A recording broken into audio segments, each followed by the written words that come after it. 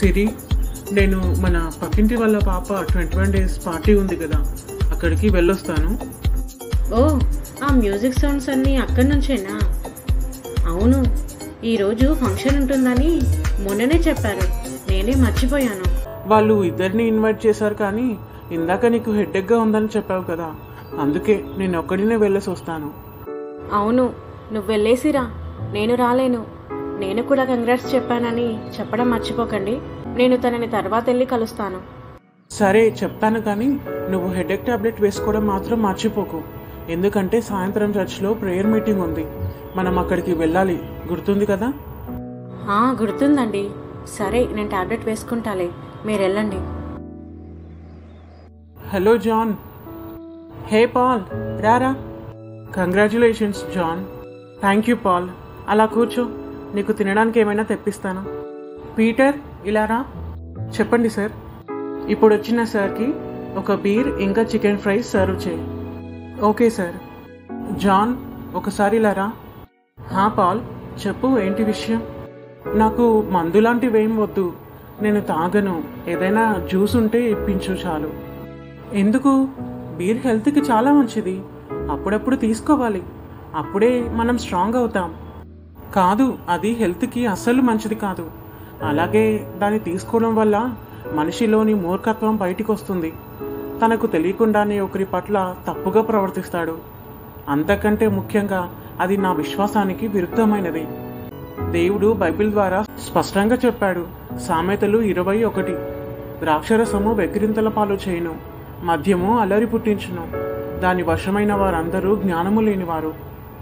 అలాగే గలతీయులు 5:19-21లో కూడా మత్తులు, అలరితో కూడిన ఆటపాటలు మొదలైనవి చేయువారు దేవుని రాజ్యమును స్వతంత్రించుకున్నారు అని నిక్కట్టుగా ఉంది.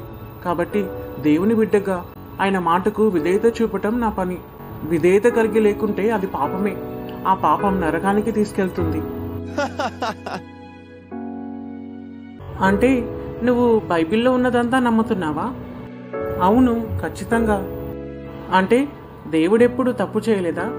చూడు, అవిధేయత, పాపం అంటూ బైబిల్లో ఉన్న ప్రతిదాన్ని నమ్మడం మానే. అందులో ఉన్నదంతా నిజమని ఎలా చెప్పగలవు? ఇంకా పాపం చేస్తే నరకానికి వెళ్తారు అని అన్నావు కదా. నన్ను అడిగితే అసలు నరకం అనేదే లేదు అని అంటాను. ఎందుకంటే యేసయ్య మన పాపాల కోసం చనిపోయాడు కదా, ఇంకా పాపం లేదు. మనం ఇంకా మన ఇష్టానుసారంగా బ్రతకొచ్చు. కాదు, తప్పు. వ్యభిచారి అయిన స్త్రీని జనాలు కొడుతుండగా యేసు తనని కాపాడి నీ పాపాలు క్షమించబడినవని, ఇంకెప్పుడు పాపము చేయకుమని చెప్తాడు.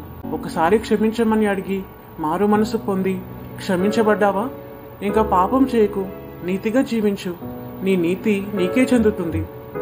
హెబ్రీయులు 12:14 అందరితో సమాధానమును పరిశుద్ధతయు కలిగి ఉండుటకు ప్రయత్నించుడి, పరిశుద్ధత లేకుండా ఎవడునూ ప్రభువును చూడడు. ప్రకటన 21:8 పిరిగివారును, అవిశ్వాసులను, అసహ్యులను, నరహంతకులను, వ్యభిచారులను, మాంత్రికులను, అబద్ధికులందరూ అగ్ని గంధకములతో మండు గుండంలో పాలు పొందుదురు. ఇది 2వ మరణము. అంటే దేవుడు క్షమించినాక కూడా ఈ విధంగా ఉంటే వాళ్ళు శిక్షకు పాత్రులు అని. దేవుడు మనం ఆయనలా ఆలోచించి సాతానును, దాని ఆలోచనను ఎదిరించే వారిగా ఉండాలని కోరుకుంటాడు. కాబట్టి మనం ఇంకా పాలు తాగే పిల్లల వలె కాకుండా భోజనం చేసే బలవంతుల వలె ఉండాలి. సరే, అది వదిలే. బైబిల్లో కూడా తప్పులున్నాయి. నిజంగా బైబిల్ అనేది దేవుడిదే అయితే తప్పులు ఉండదు కదా. నేను ఒకప్పుడు దేవునిలో ఎంతో బాగా ఉండి ప్రతిరోజు రాత్రనక పగలనక దేవుని వాక్యాన్ని చదివేవాడని. కానీ అందులో ఒక మిస్టేక్ చూశాక అసలు ఇది దేవుని గ్రంథం కాదని, బైబిల్ తప్పని నిర్ణయించుకొని అప్పటి నుంచి నా ఇష్టానుసారంగా ఉంటున్నాను. ఏంటి, బైబిల్లో తప్పుందా?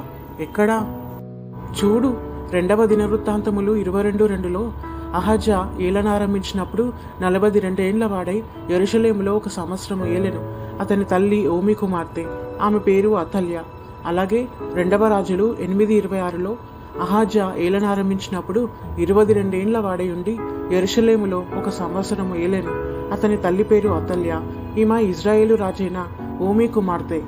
ఇందులో ఏం తప్పుందో నీకు అర్థమైందనుకుంటాను. దినవృత్తాంతములో రాజైన అహజ్యాకు 42 సంవత్సరాలు అని, 2వ రాజులో 22 సంవత్సరాలు అని ఉంది. అవును, ఈ వాక్యం నేను చాలాసార్లు చదివాను, కానీ ఎప్పుడూ అంత గమనించలేదు. నువ్వెలా కనిపెట్టావు? బైబిల్లో కూడా తప్పులున్నాయని అర్థమైందా? అవును, నువ్వు చెప్పింది నిజమే.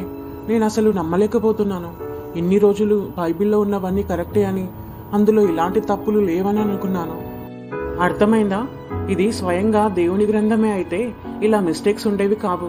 కాబట్టి దీనిని మనం పాటించాల్సిన పని లేదు. థ్యాంక్ యూ జాన్, నా కళ్ళు తెరిపించావు. ఇంకా నాకు నచ్చినట్టు ఉంటాను.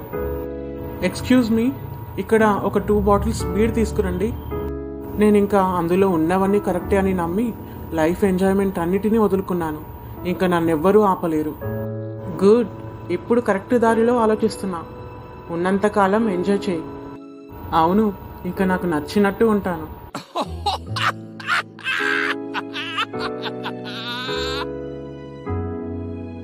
నిజంగా వీళ్ళని చూస్తే నాకు నవ్వొస్తుంది. ఏ చిన్నది కనిపించినా అది అనవసరమైనదైనప్పటికీ అది పట్టుకొని వాళ్ళ విశ్వాసంలో వెనకడుగు వేసి వాళ్ళ సృష్టికర్త నుంచి దూరం అవుతారు. వీళ్ళని నాశనం చేయడం చాలా సులభం. ఆ బైబిల్ దేవుడే స్వయంగా రాయలేదని, ఒక వ్యక్తికి దర్శనం ద్వారా చూపించి రాయించాడని ప్రతి ఒక్కరికి తెలుసు. అవి ఎన్నో కాపీస్ ప్రింట్ అయ్యాయి. అందులో భాగంగా ఎక్కడైనా మిస్టేక్ జరిగి ఉండొచ్చని. మనకు కావాల్సింది ఏజ్లు కాదు, వాళ్ళు ఏం చేశారు, దేవునిలో ఎలా ఉన్నారు, వాళ్ళ జీవిత విధానాన్ని బట్టి మనం ఏం నేర్చుకుంటున్నాం అనే విధంగా ఉండాలని ఒక్కడికి ఆలోచన రాదు. అలా ఆలోచన రానివ్వను కదా.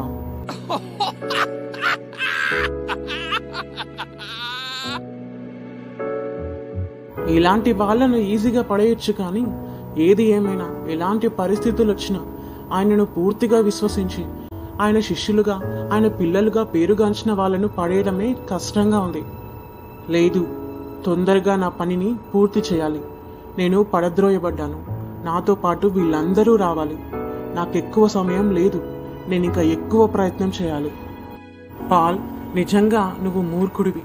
ఎన్ని రోజులు బైబిలే కరెక్ట్ అని నమ్మి ఇక్కడ పాపాలు చేస్తే నరకం ఉంటుందని, మన శరీరాన్ని పరిశుద్ధంగా ఉంచుకోవాలని నీ సుఖ సంతోషాలన్నిటినీ విడిచిపెట్టేశావు. ఛా, ఎంతో మంది అమ్మాయిలు నాకు ప్రపోజ్ చేశారు, కానీ నేను ఒక్కరినే ఇష్టపడతానని, ఒక్కరినే పెళ్లి చేసుకుంటానని, అదే నీతిమంతుని లక్షణం అని వాళ్ళను రిజెక్ట్ చేశాను.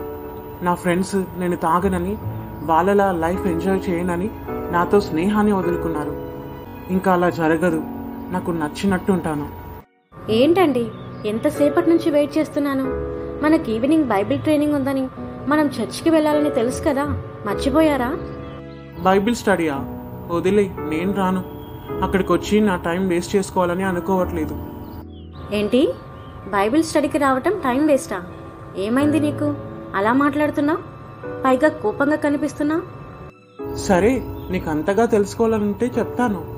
నీ బైబిల్లో చూడు, 2వ రాజులు 8:26లో ఏముందో అదే విధంగా దాని తర్వాత 2వ దినవృత్తాంతములు 22:2 చదువు. అప్పుడు నీకు అర్థమవుతుంది నేను ఎందుకు టైం వేస్ట్ అంటున్నానో, నేను ఎందుకు రాను అంటున్నాను. అది నేను ఎప్పుడో చదివాను, అందులో తప్పేముంది? అయితే అందులో ఉన్న తప్పు నీకు అర్థం కాలేదనుకుంటాను. ఒక దాంట్లో అహజ్యాకు 22 సంవత్సరాలని, ఒక దాంట్లో 42 సంవత్సరాలని ఉంది.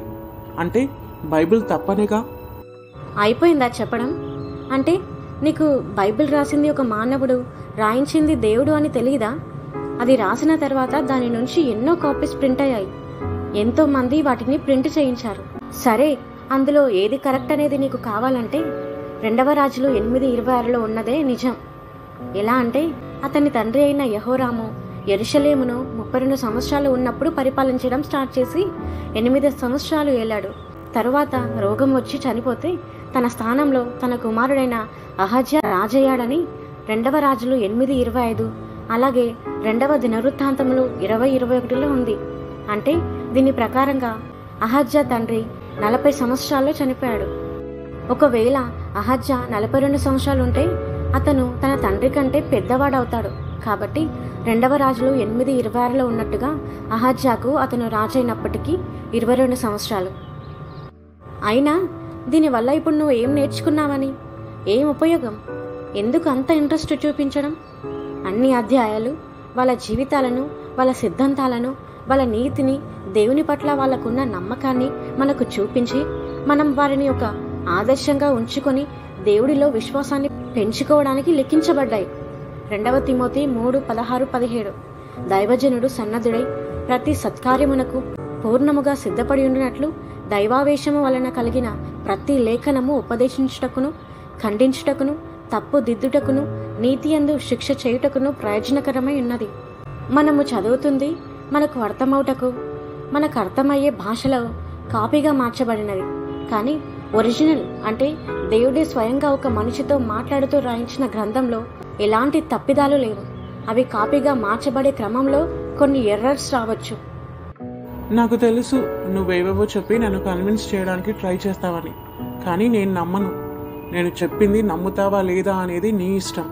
నీకు నచ్చిన దారిలో వెళ్ళగలిగే స్వాతంత్రం నీకుంది. అదేవిధంగా నాకు నచ్చిన దారిని ఫాలో అయ్యే రైట్ నాకు ఉంది. సో ఇప్పటి నుంచి నాకు నచ్చినట్టు ఉంటాను. నన్ను ఇబ్బంది పెట్టాలని కానీ అడ్డుకోవాలని కానీ చూడొద్దు. ఇంకా నేను ఎవరి మాట వినను. నాకు నచ్చినట్టు ఉంటాను. హే పాల్, ఎలా ఉన్నావు? హే రియాన్, బాగున్నాను. నువ్వెలా ఉన్నావు? చాలా బాగున్నాను. పద అలా రెస్టారెంట్కి వెళ్ళి మాట్లాడుకుందాం. మనం కలిసి చాలా రోజులైంది కదా. చెప్పు, ఏం తీసుకుంటావు? 2 డ్రింక్స్ చెప్పనా? ఓ సారీ, నువ్వు తాగవు కదా. లేదు రియాన్, నేను తాగుతాను. చెప్పు, పర్లేదు. అవునా?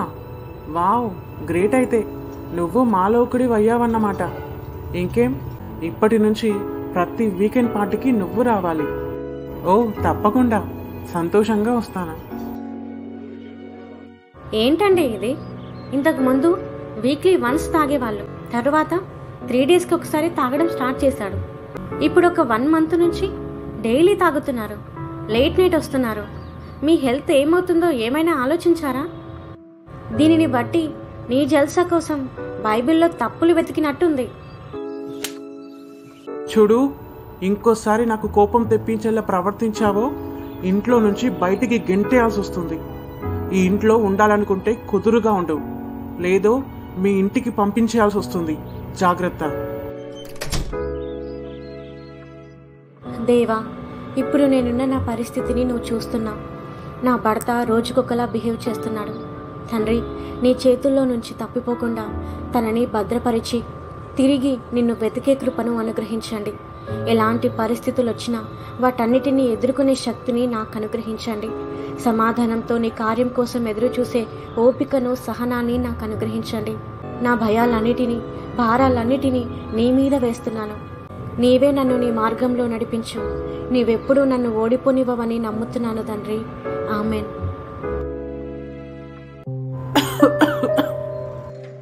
అసలు నాకేమవుతుంది? నాకేం అర్థం కావట్లేదు. డాక్టర్, నా రిపోర్ట్స్ వచ్చాయా? నా హెయిర్ ఊడిపోతుంది, దగ్గు తగ్గట్లేదు. రోజు రోజుకి నేను బరువు తగ్గుతున్నాను. అసలు నాకేమవుతుంది? పాల్, మీకు క్యాన్సర్, అది కూడా 3rd స్టేజ్లో ఉంది. అలాగే మీ లంగ్స్ కూడా ఆల్మోస్ట్ డ్యామేజ్ అయ్యాయి. ఏంటి అంటే నేను ఎక్కువ రోజులు బతకనా? మీరేం బాధపడకండి. దేవుడు ఎల్లప్పుడూ మనతోనే ఉన్నాడు.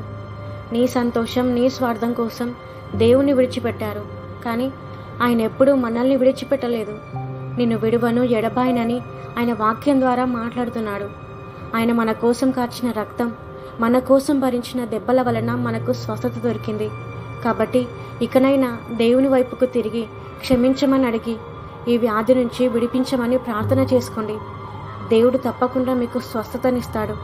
దయచేసి ఇప్పటికైనా మారండి. దేవా, నన్ను క్షమించు. నువ్వు చేసిన మేలులన్నీ మర్చిపోయి, నువ్వు మా కోసం చేసిన త్యాగాన్ని మర్చిపోయి, కేవలం ఒక ప్రింట్ మిస్టేక్ని బట్టి నిన్ను విడిచి ఎక్కడికెక్కడికో పారిపోయాను. నన్ను క్షమించి నాకు మరి ఒక అవకాశాన్ని ఇవ్వు. ఇక నుంచి నీ చిత్తానుసారమైన మార్గంలో నడుస్తాను. నీ నామంలో నన్ను స్వస్థపరచండి తండ్రి. ఆమేన్. దేవుడి దయ వల్ల మీరు సంపూర్తి ఆరోగ్యాన్ని పొందుకున్నారు. దేవునికే మహిమ కలుగునుగాక. ఆమేన్.